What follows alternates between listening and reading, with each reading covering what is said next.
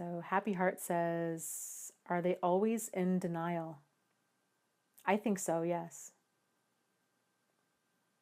Yeah. And I think, when some people talk about, narcissists don't change. That's why.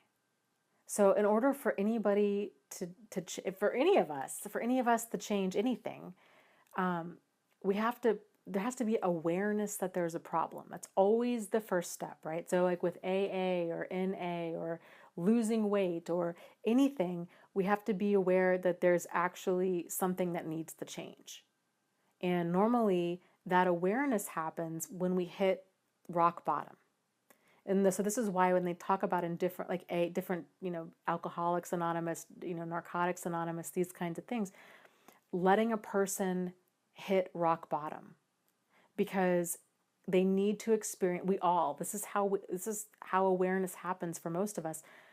We have to experience enough pain for it to like snap us awake, to be like, okay, I get it now. Because what happens is in any type of like disempowering, troubled, problematic, dysfunctional, abusive situation, if we're in it for any length of time, that starts becoming the new normal.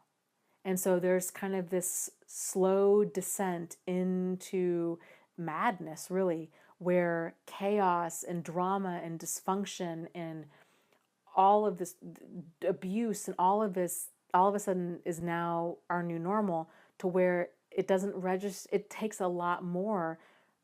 It takes a lot of pain, a lot for things to get really bad before it registers as, oh, this is a problem, because we've been living in it for so long. And so many people think, well, it's not a problem if I can still tolerate it. And so with narcissists, the challenge with them is,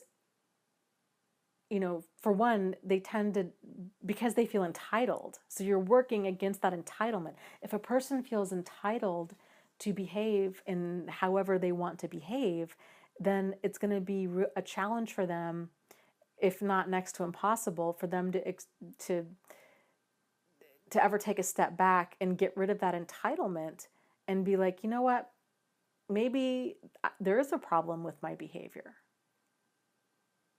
So if a person is seeing, hey, I've got problematic behavior, and I get quite a few of these emails as well from people that are like, you know what, the more I look online, I think I'm a narcissist. Like I have all these bad behaviors, and but what sets them apart is if they're truly bothered by their behavior, they truly sincerely want to change. They're not changing for their partner. They're not trying to pretend to change to save their marriage or what have you. If they come to terms with the fact of, you know what, I have really been a selfish person. I have damaged a lot of people. I have no relationship with my children. I really want things to change. If they reach that point where their behaviors come into their awareness and they're sincerely motivated to change it, I fully believe that they can work towards changing it. That doesn't mean that it's going to that change would happen overnight, because it's part of their personality. So it's how they relate to the world. So this is the thing, like even if a person even if they were to come out tomorrow, right, and somebody were to say, we have a cure for narcissism, and but yep, there's this certain type of therapy, it cures narcissists. The thing is, a person has to be ready, willing, and able to change in order to actually start the process of change.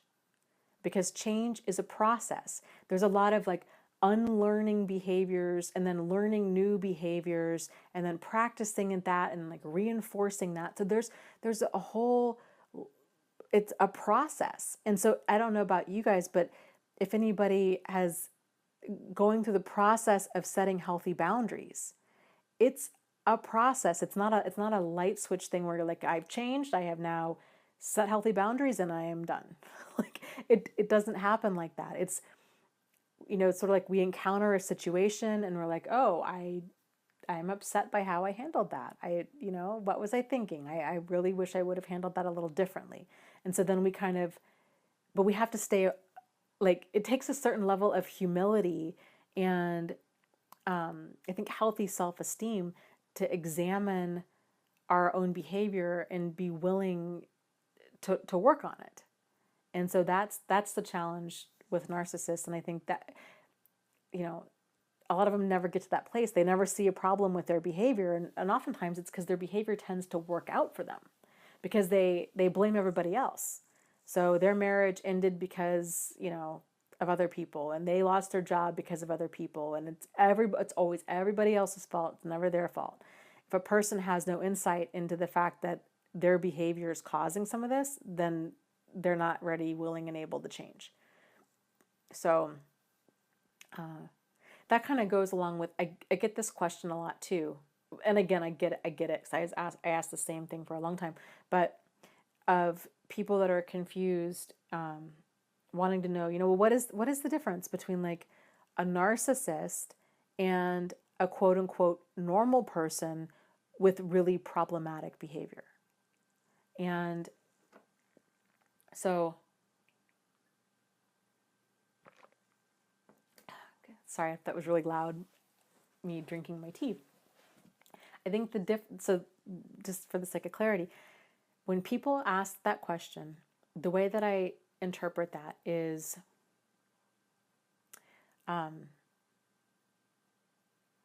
basically, what is the difference between a narcissist and somebody who's acting very narcissistic? And I think the difference is it's the difference between an event and a pattern and a person's accountability for their behavior. So, because, other people do, people do lie, they do cheat, they do open up credit cards and not tell their spouse. People do stuff like that. That's narcissistic behavior. It's problematic behavior. To me, it doesn't matter if the person is a full-blown narcissist or not. Behaving narcissistic is problematic enough for it to be a deal breaker, because that person putting themselves first. It's like, you know what? It's me at the expense of you. That's a problem. That's not workable behavior. That's not the kind of behavior that does well in a relationship, right? You need that attitude of cooperation, not the attitude of competition. And so the attitude of cooperation is it's me and you. The attitude of competition is it's me versus you. That's a problem.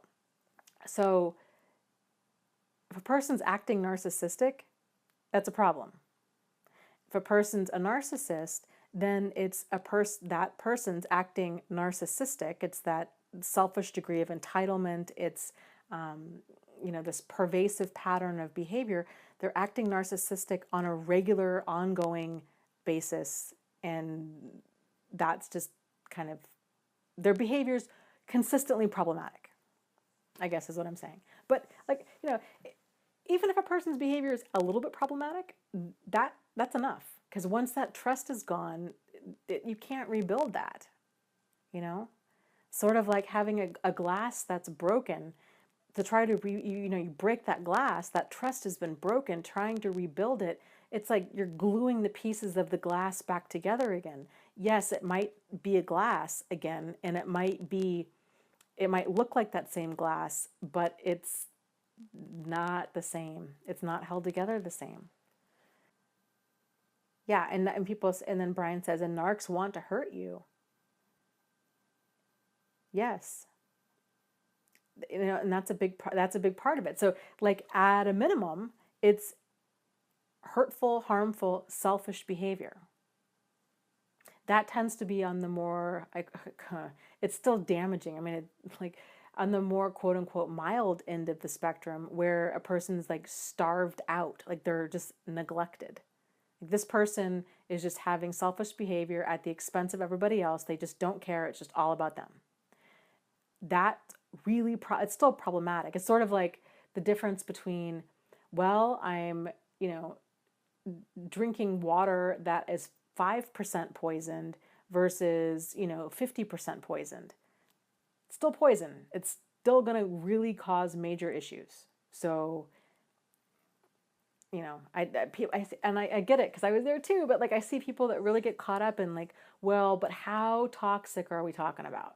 Like, because what they really want to know is, can I make this work? Yes, this person's abusive. He cheats. He blames me for everything. I don't trust him. I'm nervous. I'm anxious. I'm depressed. I'm losing sleep. I feel like I'm crazy. He's steals. He's this, or she steals, or all of this stuff. But can I make it work? And it's like at that point, if you're dragging a person in that has all of this problematic behavior, you're taking them into a therapist, and you're like, okay, Mr. or Mrs. Therapist, I have a porcupine. I would like for you to turn them into a kitten. They no matter how good a therapist is, they're not a magician. So that's why it's important for us to see things clearly and not see things how we want them to be. Lots of love to you guys. You are not alone. You are not crazy, and you really can move forward and heal from this.